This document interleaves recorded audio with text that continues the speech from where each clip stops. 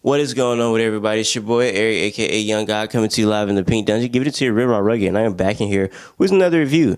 This is Thundercat. It is what it is. Now, I've been listening to this album at least probably listened to it 40 times, if I'm not mistaken, and it's because I've been playing a lot of Angry Birds. Don't ask me why. I've been locked in the house, bro. Nothing else to do. I'm like, let me pick back up on Angry Birds. Bro, I am on level... let me not say that.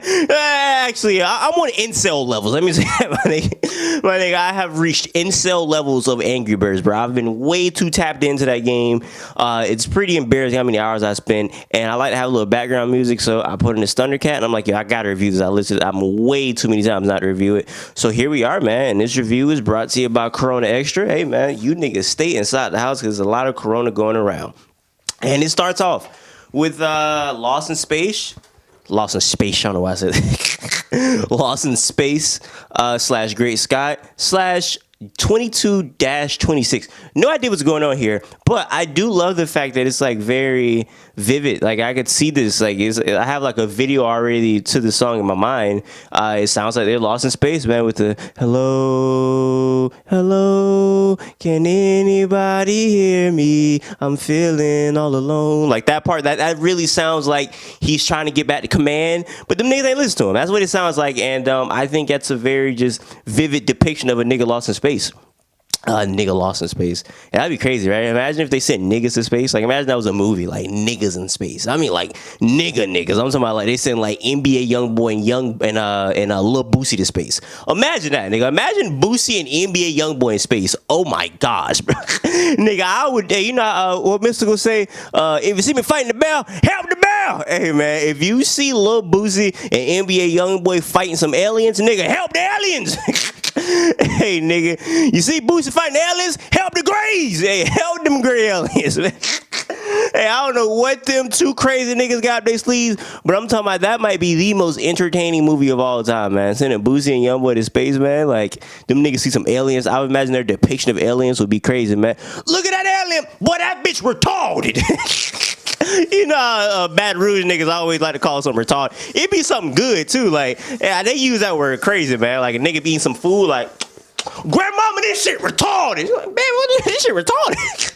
Them niggas is crazy, man. That might be an amazing movie. Anyway, amazing intro. I love the way you start hitting the falsetto with the please, please breathe, breathe for me, breathe for me. I love that, man. Can anybody hear me? Like, the way that he was singing on this, I think is really interesting because his voice, he's not like the most spectacular singer of all time, but I think that everything around him, it just makes him super good, bro. I think his voice is really intriguing for sure, and I feel like he's improving as a singer on each album, at least to me. I feel like he gets better and better, and I think that's really cool that he's showing improvements. I don't know if he's taking vocal classes or he's just practicing by himself, but yeah, man, Thundercat, bro, like when that nigga's like 60 years old, that nigga's gonna be crazy, bro. Like he's already crazy, like musically.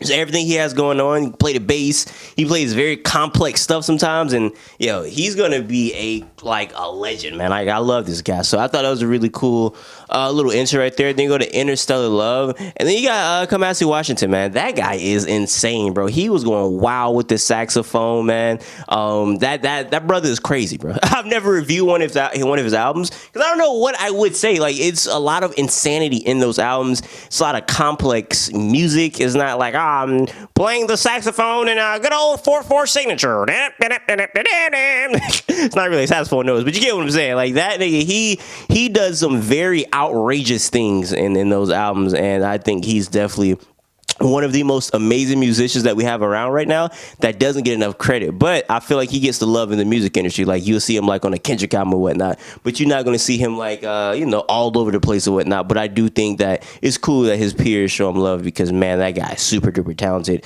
and yeah, he went off on this song. I think he was the highlight. Interstellar Love is a really good song, but man, Kamasi Washington, that guy, he sets it off when he's on a song, bro. You know it's finna be craziness, and that's what it was right there. So I thought it was pretty cool. And then we go to I Love Lewis Cole, featuring Lewis Cole. Now, Lewis Cole is a white guy, skinny white guy, and that guy goes viral all the time. He, like, makes little funny songs. I think, like, the first time he went viral, he made a song about maybe it was, like, rent or something like that. Like, the rent was too high. Maybe I'm tripping, but I think it was something involving, like, paying your bills or something. And it was a pretty funny song, and he's just a guy that always goes viral. And I think it's cool because even though he makes, like, little quirky, funny songs on Instagram, he's a really talented guy. And him and Thundercat were just kind of trading verses and whatnot on the song, and he kind of has my favorite part with the I remember you were punching my friends. What do you say? An oil spill that'll make Exxon offended. Hey, it's like a very, very just quirky, weird song. Just two musical masterminds who are just weird niggas. Like, they're just weird humans, man. I love the hook. Let's do it all again. Let's do it all again. Fire, man. Such a good song. And then it goes to Black Qualls featuring Steve Lacy, Steve Arrington, and Childish Gambino. Man, this song, I had to listen to this song multiple times because I didn't understand it. Because at first I'm like, so did they make a song about being scared of niggas in the hood? I really didn't understand where it was coming from. But I listened to it more and more, and I think I have a better understanding of what the song is saying. Almost like it's put in their brain to, like, be fearful or whatever. And it's like certain things that might have happened in their life, it might be kind of like false equivalencies to be like, oh yeah, I should be scared because of that. Because what he said, I don't want to post on Instagram. Am I paranoid? Well, no, actually I got robbed before. But he's like, I think they've, like, instilled into us, like, to be fearful of each other or whatnot. So I think that's what I got from that song. I think I was correct. And yeah, man, that's definitely one of my favorite songs. It's funny because Childish Gambino, when he was singing, I didn't look at the track list. I was like, damn, this nigga got a fake ass Childish Gambino. This nigga got a slide. I was like, I ain't gonna hold you, but this nigga singing better than Childish Gambino. I'm thinking like he done got some fake Childish Gambino or something. I'm like, this nigga done got they got damn Paperboy singing this.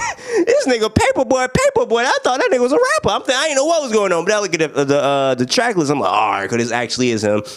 Super duper good song, very funky, very groovy, with the No More Living in Fear, cause there's no more living in fear, no more living in fear, if we just talk about it. And then you got Childish Gambino just start singing. It's a very good song, man. Like I said, it's very, very funky, almost like a funkadelic type song with the which is the bass line in the background. Very, very good song. Steve Lacy, man, he has a whole bunch of niggas on his album who are like just future musical legends, bro. Steve Lacy is crazy. That young nigga problem. You know what I'm talking about, bro? That young nigga, he got something, man, and he a young nigga too. So that's what I'm saying. Like, imagine when Steve Lacy 30, that nigga gonna be out of him, man. They gonna be out of him, man. Love that guy. Super duper good. Shout out to Stephen Lacy, man. Great artist. And yeah, everybody else that did a thing on here. It's definitely one of my favorites on here. Like I said, that groovy bass line, man, with the then it switches up with the hook with the there's no more living in fear, no more living in fear. Such a good song. Then we go to Miguel's Happy Dance. I definitely thought this was a pretty fun song. You know what I'm saying? It's kind of talking about like being sad though, you know? And it's like, hey, even if you're sad, do your happy dance, my nigga, and I guess you're gonna be happy, man.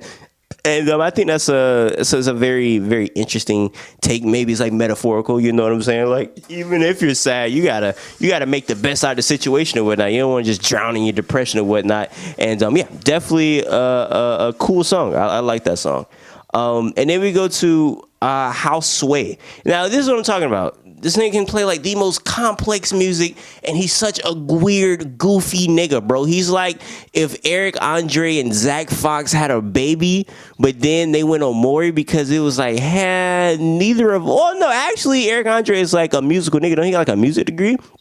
But it's like, this nigga's a little bit too musical for both of us. So he was on Maury, so like Eric Andre, like, I don't know if Zach Fox is a father. I got John Coltrane. You feel me? You know what I'm saying? Like, I don't know. I don't know, man, because these niggas, like all three, it's like they had a threesome and came out this guy. I know John Coltrane is not a bass player, but just the musicality of what they have going on. Miles Davis, let's go with that one right there, man. Miles Davis, Zach Fox, Fox and Eric Andre popped off a threesome, and here we have Thundercat. That's what I feel like, because he's such a weird, goofy nigga, and it shows off in his songs, in the video for Dragon Ball Durag, but then he just does something like this, and it's like, bro, like, this is not easy to play on any instrument, bro. Not easy at all. Definitely on a string instrument where you gotta you gotta move your fingers, and that's a lot going on at once. And I feel like, man, the fact that he can pull this off and somehow still keep this just like quirky personality throughout the whole thing, it's different, bro. Because usually when niggas making songs like this, it's full of songs just like that on the album. But no, he'll hit you with a song like Dragon Ball Durag, which is so stupid, bro. Like, I love that song. It's so like stupid and goofy. And then he uses like House Sway, and it's like, yo, my nigga, you are crazy. So I feel like just the diversity of what he shows is cool, man. He's like Weird Al if Weird Al was like super musically inclined, and I think that's pretty cool. So shout out to him for that. Then we go to Funny Thing, another kind of like a bouncy song almost. Like, if I was on cocaine at a disco bar, I'd probably be turned off to this, bro. You know what I'm saying, man, nigga? If this came on, nigga, before the Me Too era, and a nigga was on cocaine, nigga, hey man, niggas probably, why not this shit right here? Hey, this might get niggas problematic and shit, man. You know what I'm saying, man? I ain't gonna lie, man. That with the I just wanted just a little. You know what I'm saying? That. Hey, you know what I'm saying? Hey, let this song come on, goddamn, in the 70s, nigga. They got a Quaalude in his pocket. Hey, man. Hey, niggas need to get that nigga out of here, man. Hey, this song come on, and you know what nigga buy you with a Quaalude? Hey, man, call the police. Nah, man. This definitely like a problematic, horny nigga song. Like, I could definitely see horny niggas off cocaine in the disco age, man. Just that bounce, that do do do do do do do do do do do do do do do do do do. Sims, man, that's such a good beat, man, and it's super good. Like, I don't know how to break it down, man, because like I said, he's such a different guy. Because usually when niggas are goofy, they're always goofy, but no, he can like balance his goofiness and put together like very, very intricate and detailed songs, and I think that's interesting, man. I think that's super. I don't think he gets too detailed actually, but I think he gets detailed enough where it's like, yo, my nigga, you're an artist. You know what I'm saying? You're not just like a nigga playing around on the microphone and playing around on the bass. Like, you know what you're doing. So I think that's pretty cool. And then we go to Overseas featuring Zach Fox. Just a quick little song, kind of almost like a transition song, of like him basically going overseas with a female. They might meet up in Russia. And then you got Zach Fox. He talks like he's on like intercom, and he's on the plane and whatnot. Yeah, is that Thundercat? You got a black man shining with all his jewelry on. Is that Thundercat? What's going on, brother? It's like a quick little interlude, and then it goes to Dragon Ball Durag, which is possibly a perfect song. Like I don't know what a perfect song is, but I think it might be Dragon Ball Durag, man. This is a crazy song. Might have to make a Dragon Ball bonnet. I don't know if any niggas want to hear that, man. Call that bitch bubonic bonnet. You hear me, man? I don't know if niggas want that, but hey, I might have to make my little, little feng shui over this. You hear me, man? How do I look in my bonnet? Hey, tell me, do I put it on right? Hey, baby girl, does it shine in the light? I'm gonna have to throw that little thing on. I don't know, man. Let me know if y'all want to hear that, man. But this right here is a crazy song. The freaking video is hilarious. Nigga pop locking, bro. Nigga was dancing like the nigga with the broom from Beat Street. I think that was Beat Street. That's a classic scene where that nigga got the broom. That nigga, but that nigga will pop locking crazy with the broom, and then at the very end, that nigga say, nigga started sweeping. I'm like, nigga, you just did a whole Michael Jackson, Chris Brown routine, and nigga just started sweeping at the very end like ain't nothing ever happened. Like you just pop locked the old Jabberwocky behind off, nigga. You just go sweep. That nigga was going there like him, man. Super duper funny song.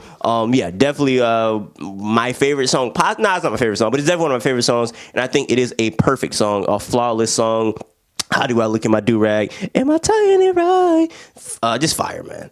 And then you go to How I Feel. Another quick, almost like an interlude song, but I think the xylophones here get me. They're really, really like pretty and adorable almost. Like I could see this, like these xylophones definitely could be used like in Frozen 3. Like when what's her name? Ella, whatever the white lady name is, when she land down, I could definitely see her like thinking about something that happened in the past, and those I can see those xylophone like little notes playing in the background. So I think he should do something with those xylophones. Those are very, very pretty and adorable. See, Disney picking it up. So yeah, nice little quick song. And then go to King of the Hill, and apparently has Bad Bad Not Good on here. Love Bad Bad Not Good, bro. They're amazing, man. Founded them a long time ago through Tyler, and yeah, man, always been tapped in with those guys. Classic freaking album with Ghostface. They had Ghostface in his bag on that album.